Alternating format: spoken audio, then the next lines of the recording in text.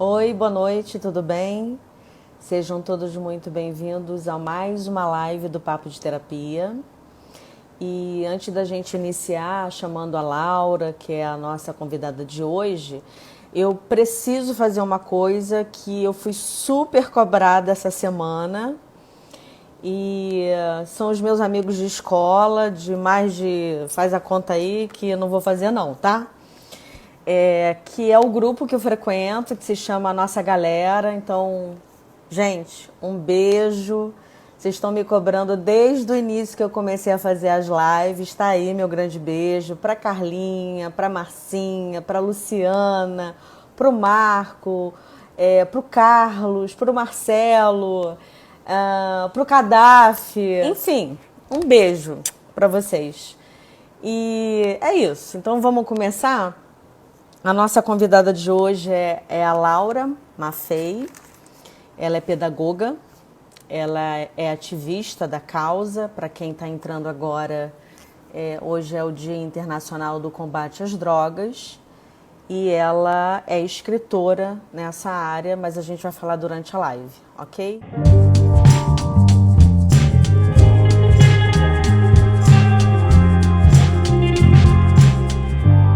Pronto, querida. Vamos testar, Boa como noite. sempre, os nossos áudios. Você está me ouvindo Com bem? certeza, eu estou te ouvindo bem. Você está me ouvindo? Perfeitamente, como se você Então, estivesse aqui do meu lado ô tomando delícia! água. É água, tá, gente? Ó, hoje eu até inclinei um pouquinho, porque todo mundo fica me zoando, Laura, dizendo que eu não bebo água. Então, Laura, eu tive o cuidado de te apresentar, mas como todos os meus convidados aqui no Papo de Terapia, eu faço questão de dar a voz à pessoa.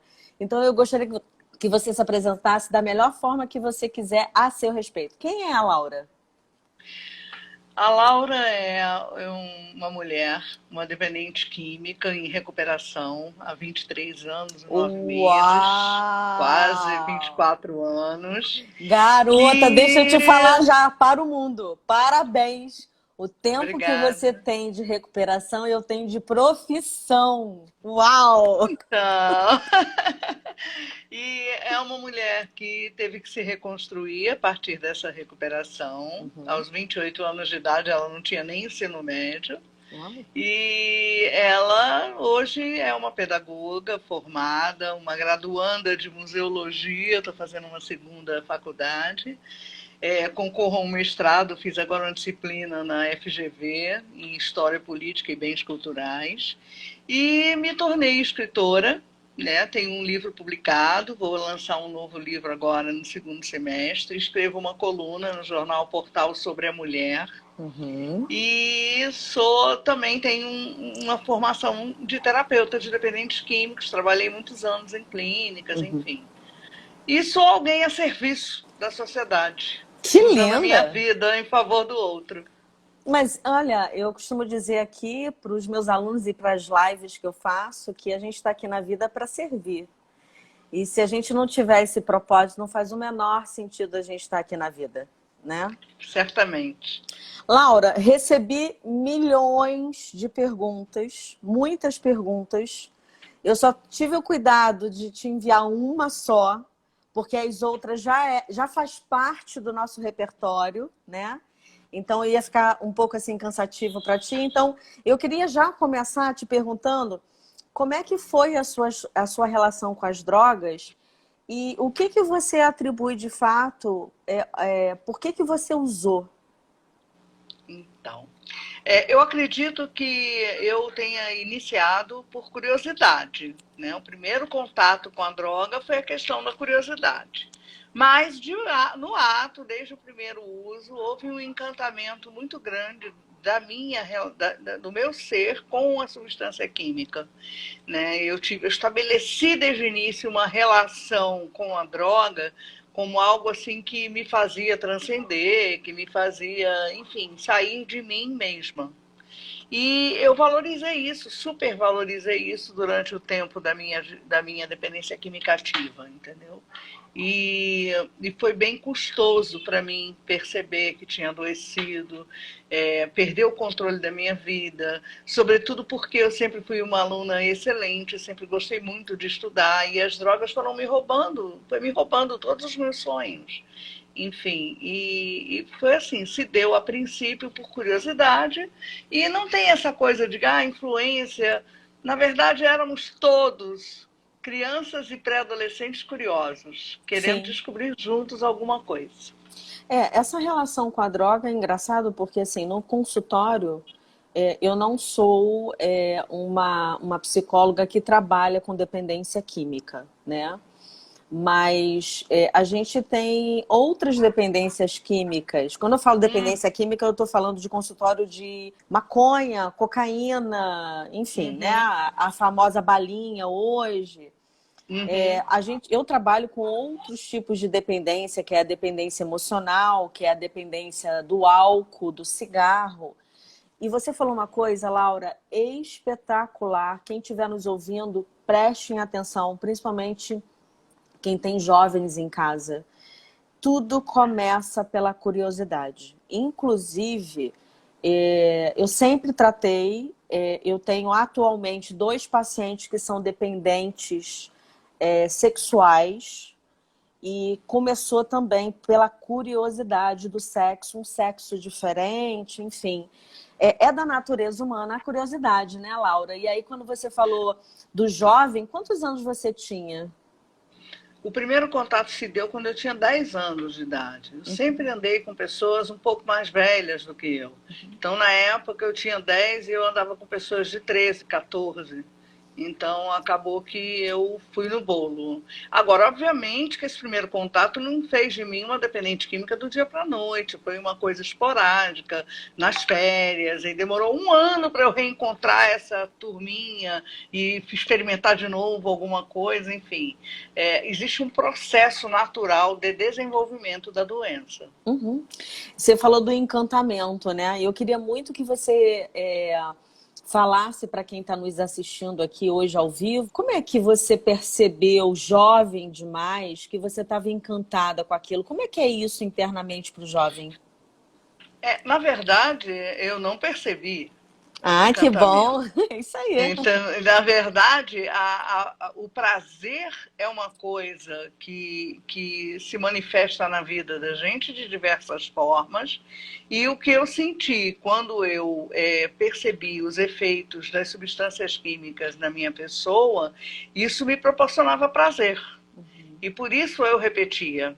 Essa relação era uma relação prazerosa, porque ao mesmo tempo que eu me considerava empoderada por estar ousando, né, porque eu estava ali rompendo paradigmas, fazendo coisas ao contrário do que me era sugerido, e isso é uma característica natural da síndrome da adolescência, você sabe disso. O Uhum. adolescente ele quer contestar, ele quer fazer. Eu fui provando e estabelecendo essa relação prazerosa com os efeitos da substância. Isso me levou a repetir tantas vezes. Ok. Você acha que existe diferença entre essas gerações, a sua geração? E eu vou insistir um pouco com esse tema específico da idade, porque as pessoas acreditam que fechadas nos seus condomínios e fechadas nos seus guetos, está todo mundo muito protegido, né? E que o jovem ele tem acesso à informação no Google, mas ele não tem acesso a outras coisas no concreto. E a gente tem que desmistificar um pouco isso, né? Porque, É, Laura, existe diferença da sua geração para a geração de agora no quesito curiosidade?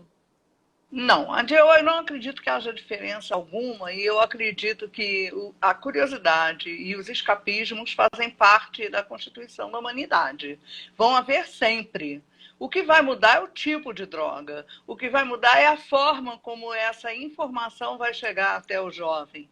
Na minha época havia o mito do pipoqueiro que vendia maconha na porta da escola. O que não ocorre. Quem leva a droga para dentro da escola é o próprio jovem que está dentro da escola, que tem curiosidade, que vai descobrir aonde conseguir. Assim, não existe um movimento, digamos assim, do tráfico no sentido de induzir alguém. né? Na verdade, essa busca é uma busca de curiosidade do jovem. Ele quer descobrir novas sensações.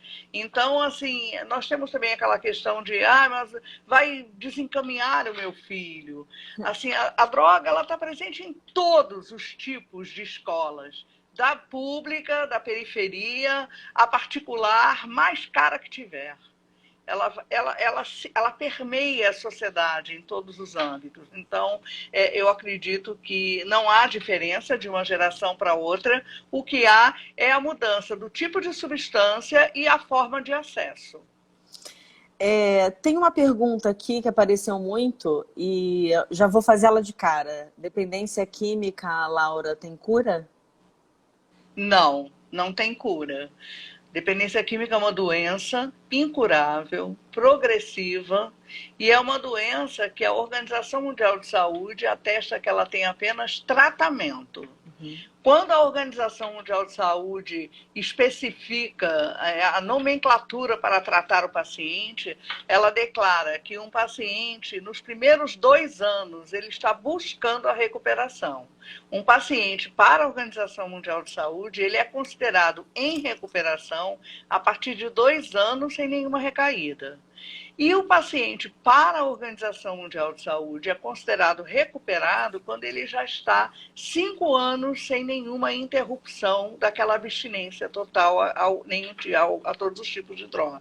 Isso é claro que a gente precisa entender a diferença entre a Organização Mundial dizer que a pessoa está recuperada, não significa dizer que ela está curada. Ela está recuperada porque ela tem condições de conviver com a sociedade, de ser inserida no contexto laboral, no contexto familiar, no contexto sexoafetivo, social, conviver com as drogas que existem e que são permitidas na sociedade, conviver com aquelas, talvez mais distantemente, que não são permitidas e não interromper a sua própria abstinência. Me permita aqui um parênteses. Inclusive, esse recuperado que não é curado permite que essa mulher que está aqui na minha frente hoje vá lá na juventude, resgate aquela menina que amava estudar e hoje, inclusive, ela está fazendo uma disciplina de um mestrado dificílimo, super concorrido, da FGV. Já está no seu 3º livro, Laura? Segundo que vou publicar, mas eu tenho mais 2 guardadinhos escritos. Eu estou sabendo dessa parada aí, então a gente já vai fomentar a curiosidade alheia. Mas vamos deixar os livros para o final, tá? Acho que, principalmente, uma mulher que tem voz por experiência para falar sobre isso, ela tem expertise, ela tem know-how para falar sobre isso.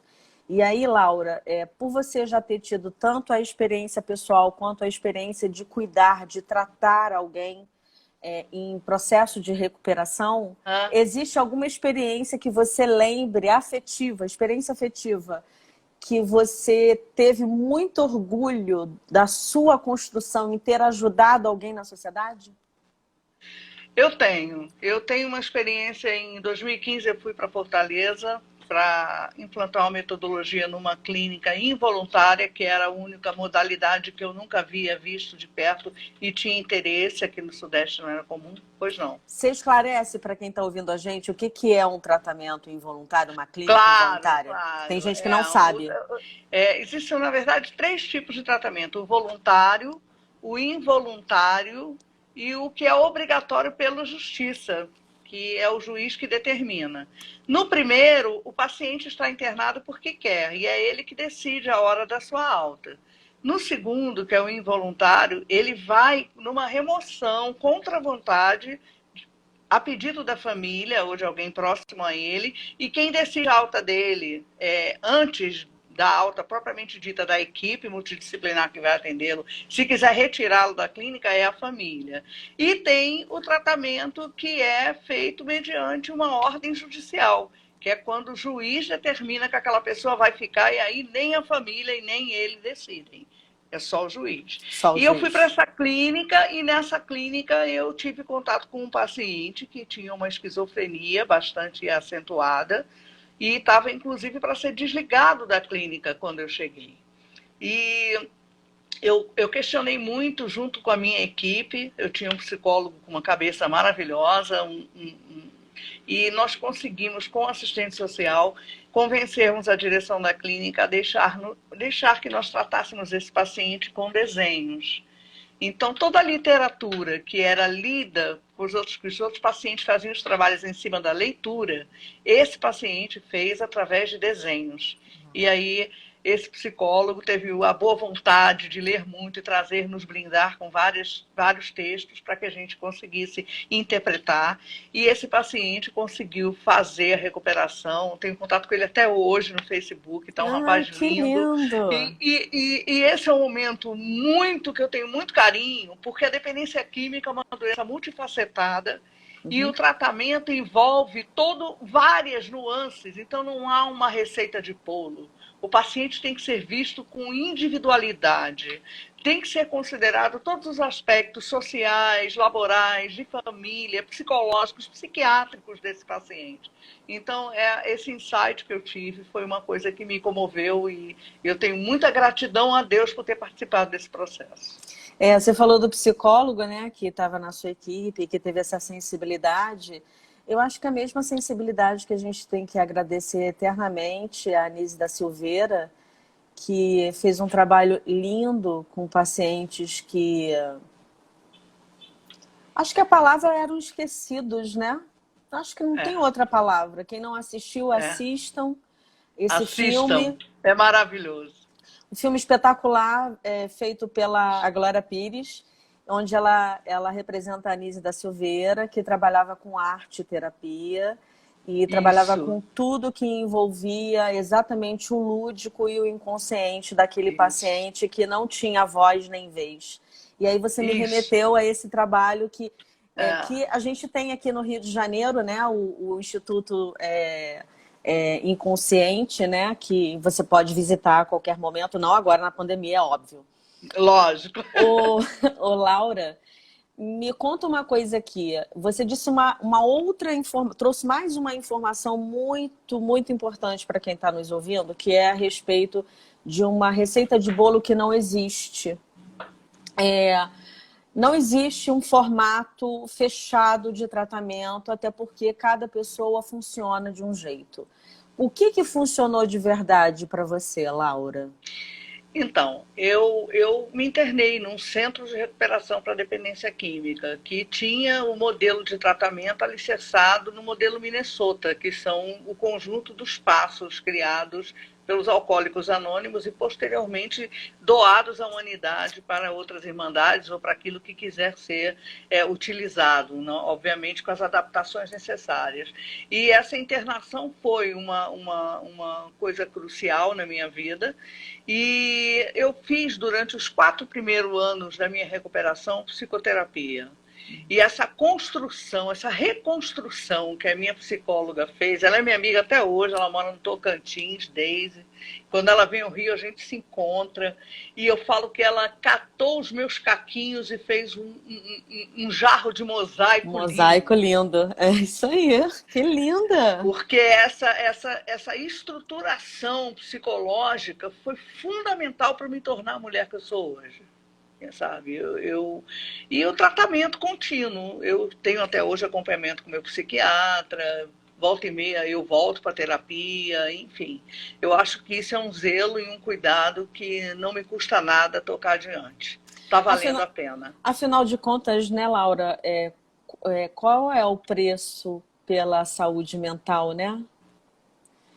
Eu acho que não tem preço. Acho que se a humanidade fizesse psicoterapia, nós teríamos um mundo bem melhor.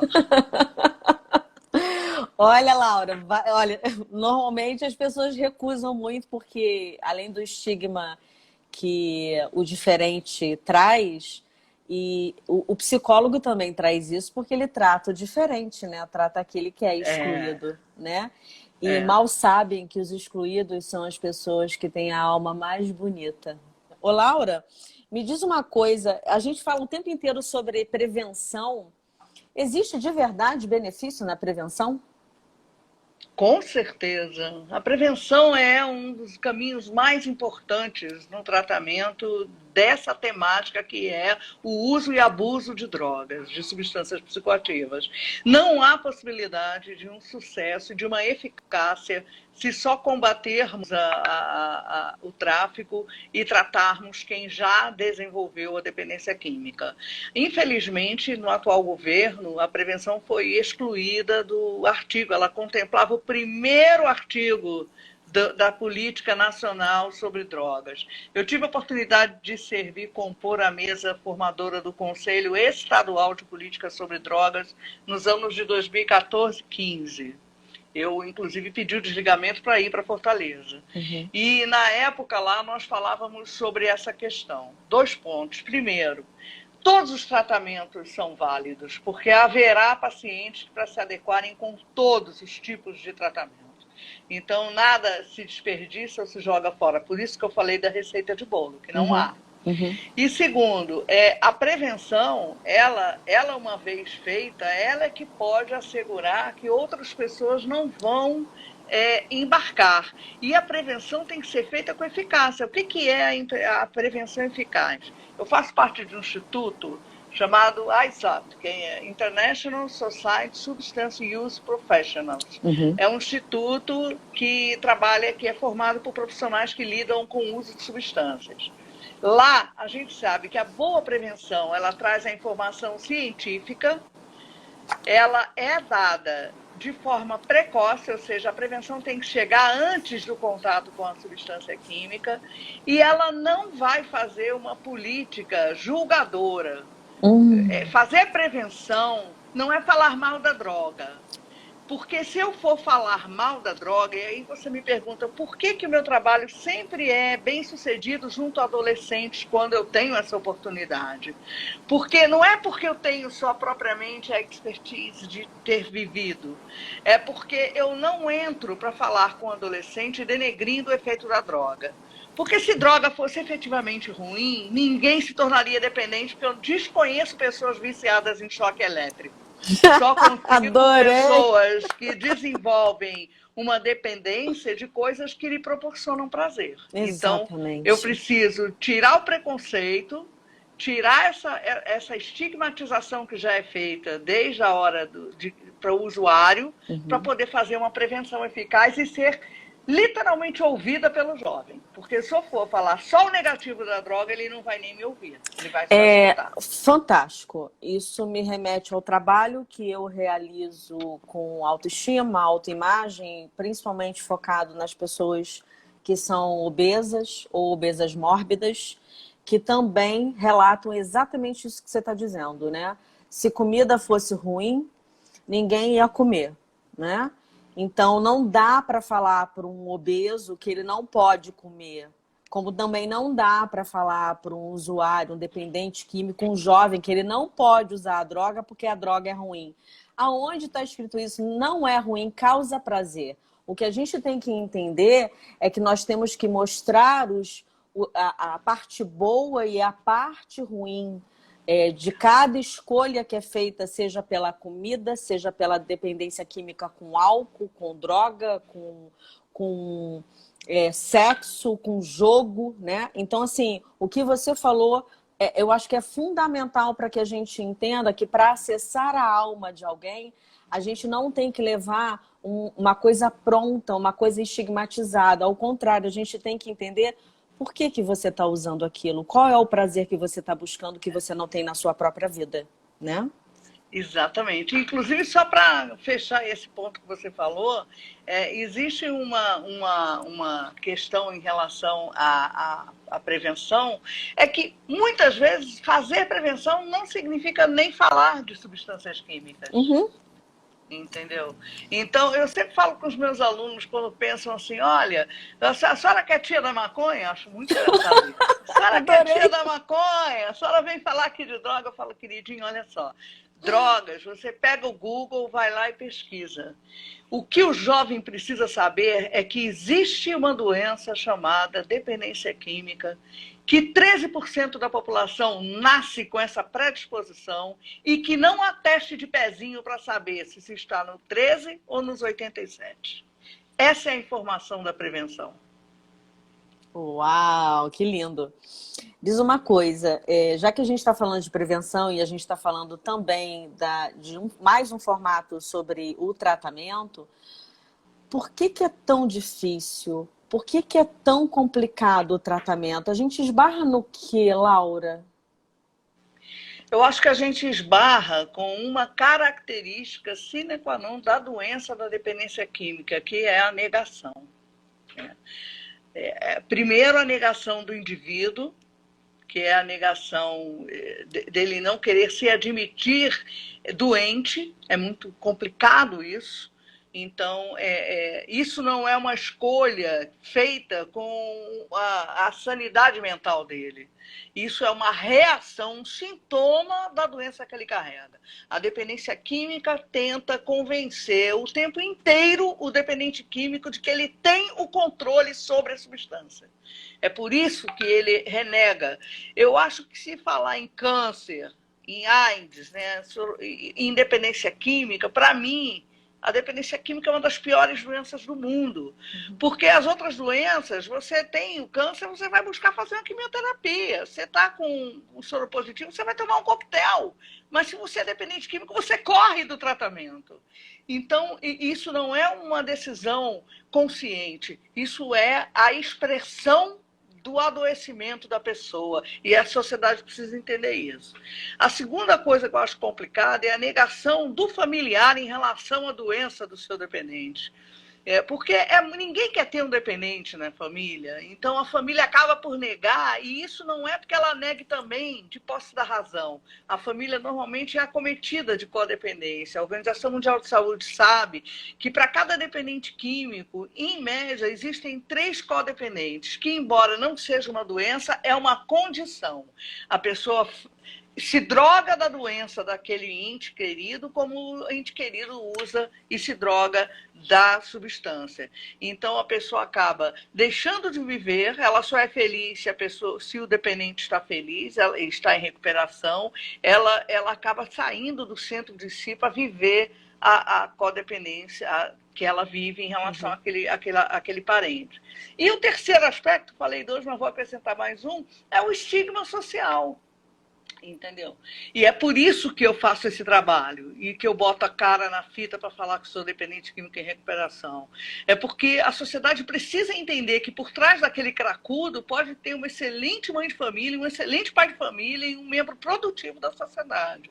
Assim, quem está falando com vocês aqui é alguém que a minha mãe queriam fazer um abaixo-assinado no prédio da minha mãe para eu não entrar no prédio dela. Porque eu não tinha mais jeito. E eu tinha só 28 anos de idade.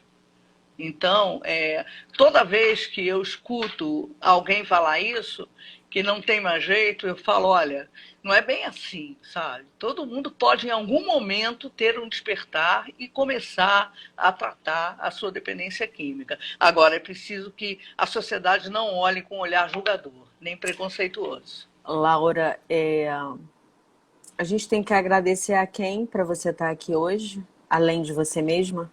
Quem não desistiu de você? Primeiramente, acho que Deus, né? E, em segundo lugar, eu falo Deus porque o que me trouxe para a recuperação foi descobrir que estava grávida com 4 meses e meio, usando muita droga nos primeiros 4 meses e meio da minha gravidez. E essa gravidez fez com que 1 mês e 1 semana depois eu tivesse a minha filha de 5 meses e 3 semanas. E eu parei de usar quando soube que estava grávida, porque eu tinha medo do que eu tinha feito com o feto. Porque eu não sabia até onde eu teria prejudicado aquele feto. E quando ela nasceu, ela ficou 120 dias numa UTI. Nossa. Hoje ela tem 24 anos e trabalha numa clínica de recuperação de dependentes. Mentira, Laura, que coisa linda! Como é o nome da sua filha? Vitória. Poxa, Vitória até o nome foi uma vitória. Vitória, um beijo, que orgulho para sua mãe isso tudo. E assim, a Vitória ela nasceu com 735 gramas. E eu fiquei sem usar até os 7 meses dela. E aí vale falar, Quando ela tinha 7 meses, minha mãe falou assim: minha filha, eu estou vendo que você não está usando nada, você não tem dormido uma noite inteira, eu vou tomar conta da sua filha de 15 dias para você dormir. O que é que a Laura fez nos primeiros 15 dias? Usou. Recaiu. É muito Eu difícil, né, estava. Laura? Porque eu tinha parado na tora, sem ter nenhum apoio, sem ter nenhum tratamento. E aí foi que, com 9 meses de internação da Vitória, de vida da Vitória, eu me internei. E agora ela faz 25 anos em dezembro e eu faço 24 anos de recuperação em setembro. Laura, na verdade, você parou abruptamente por amor. E não foi por amor. Eu quis dar um tempo, foi por medo do julgamento social em relação a caso eu tivesse uma filha defeituosa, um filho, entendeu? Foi por medo de ter prejudicado o feto dentro da minha barriga de uma forma irreversível, porque os 4 primeiros meses e meio foi o período da minha vida em que eu mais usei drogas. Quando eu falo amor, eu falo da possibilidade hoje de você olhar para sua filha de 25, quase 25 anos de idade e entender o que você poderia ter atrapalhado ela, né? Não é o amor romântico de que eu vou ser Com mãe, que certeza. coisa linda. Até porque Com isso nem passa certeza. na cabeça de quem está É. completamente chapado, né? Ele não pensa, ele só sente prazer e sente dor, sente prazer e Isso. sente dor, E né? sente dor, exatamente. Mas assim, a Esse Vitória foi a mola propulsora da minha recuperação, E aí sabe? você diz Ela, que você teve uma recaída exatamente porque quando a gente para abruptamente, a gente não tem a decisão tomada de forma consciente e desejante. Em eu não que... parei por mim, eu parei pela gravidez. Exato, mas eu queria muito ouvir. Você parou por você, por quê e quando? Quando a Vitória estava comigo, eu tive a recaída, eu fui comprar drogas com a Vitória no Baby Bag. Eu falo disso no livro. E eu não consegui conviver com essa culpa. E ali eu decidi que eu não seria uma mãe drogada. Que eu não seria uma mãe que a minha filha fosse ouvir isso. E aí eu comecei por ela e depois me encantei pela recuperação. E hoje, realmente, há muitos anos, acho que logo no primeiro ano eu já descobri uma nova motivação para viver e dei sequência. E venho dando até hoje, cada vez com mais responsabilidade e com um compromisso muito grande com as pessoas que me apoiam, que me amam e pelos dependentes químicos que estão por vir também aí buscar sua recuperação. Sim, você fala dessa sua tentativa que deu certo, quando você escolheu se dedicar à sua recuperação, certo?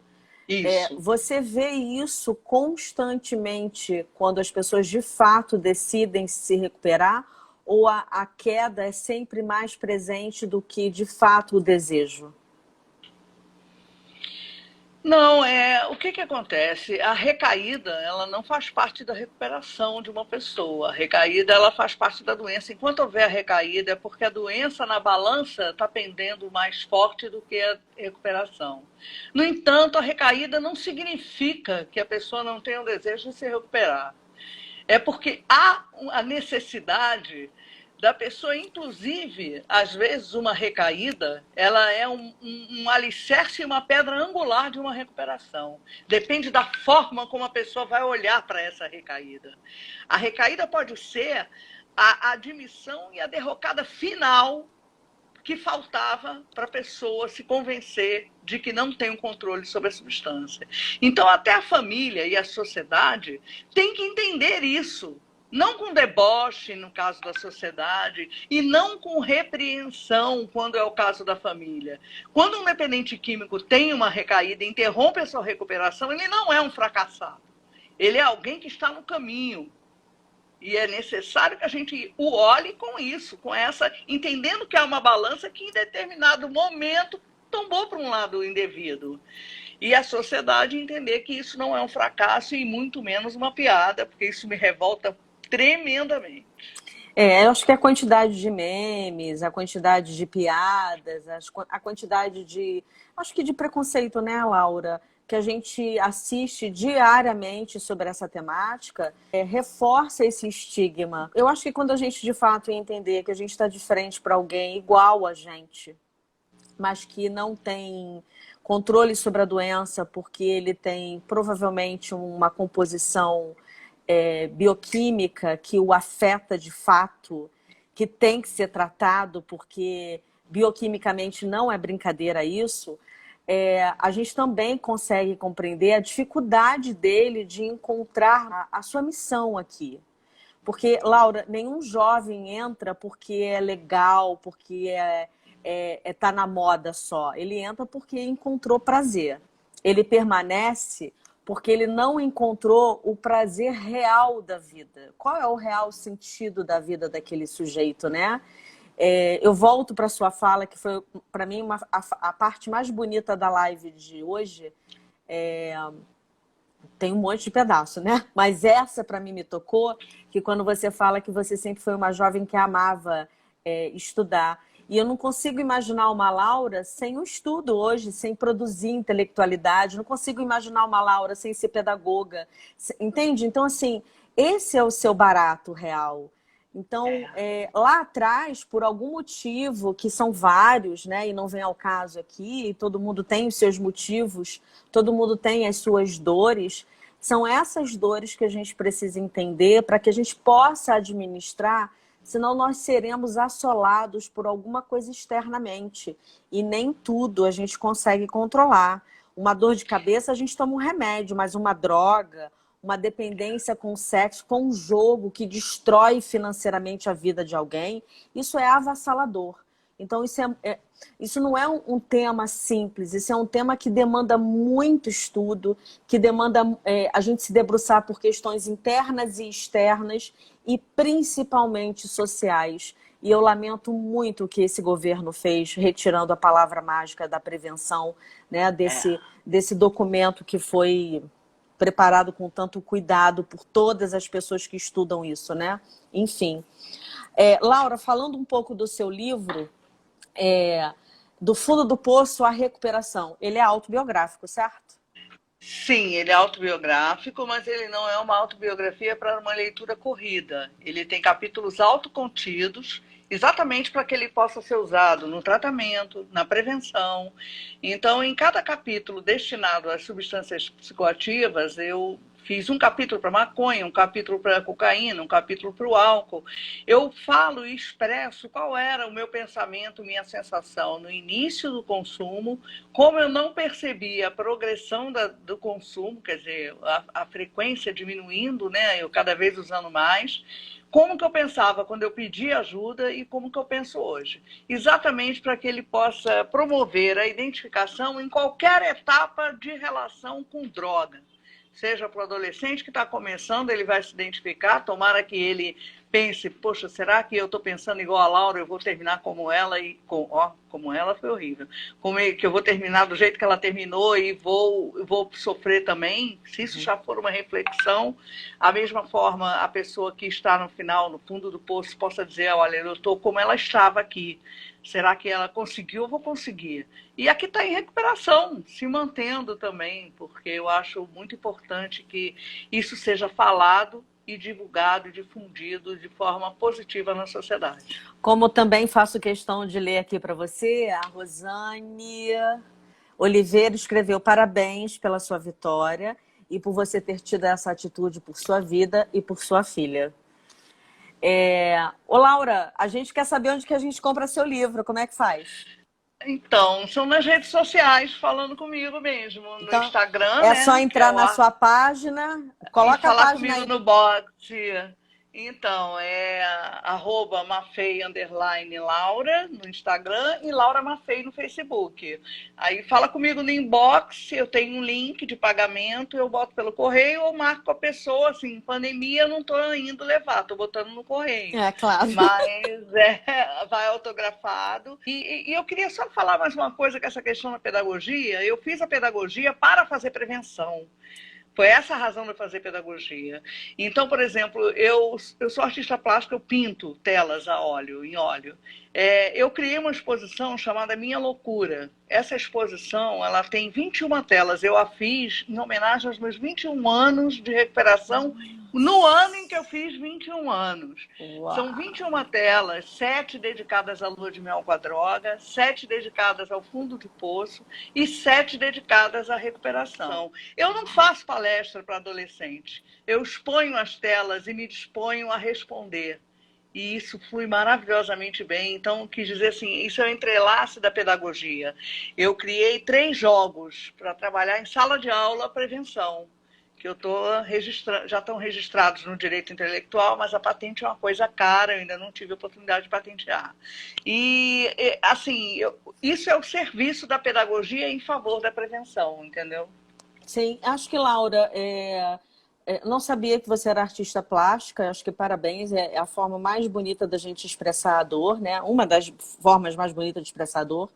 E acho que você poderia, talvez, transformar essas telas numa grande fotografia e cada foto de uma tela virar Quem quiser ver, virar um grande quem livro, quiser, né?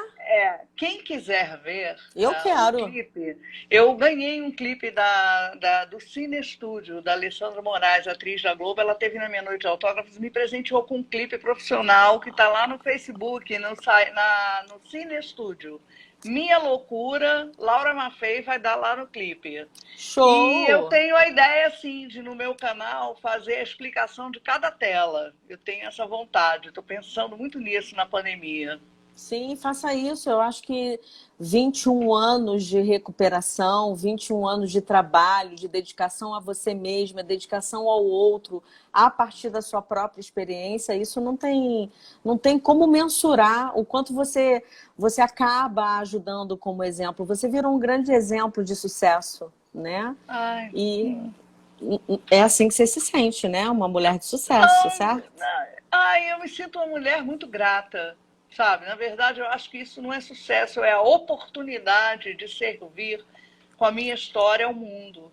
Isso é que dá sentido para minha vida, Sim. entendeu? Em vez de eu chorar, porque eu não fiz tudo na idade certa. Eu tenho uns amigos que falam assim, Laura, se você não tivesse usado droga, você estava trabalhando na NASA, porque eu gosto muito de estudar, de ler. Mas em vez de eu lamentar isso, eu encontrei uma forma de ter um significado maior, que é esse, Sim. me doar. Muito bem. Laura, para quem está nos ouvindo aqui, você quer deixar algum recado para o jovem, ou um recado para essa mãe, para esse pai, para esse responsável que pode estar passando nesse momento de pandemia, essa angústia de estar convivendo com alguém que está sofrendo essa dor da dependência química? Eu quero dar um recado que é uma palavra só, esperança, sabe? A esperança é uma coisa que pode mover montanhas, entendeu?